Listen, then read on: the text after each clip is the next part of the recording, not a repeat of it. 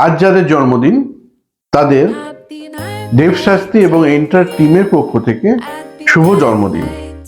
দিনটি ভালো করে কাটাও আর একটু মা বাবার আশীর্বাদ নিয়ে বাড়ি থেকে বেরো। আসো জানি কেমন যাবে আজকের দিন।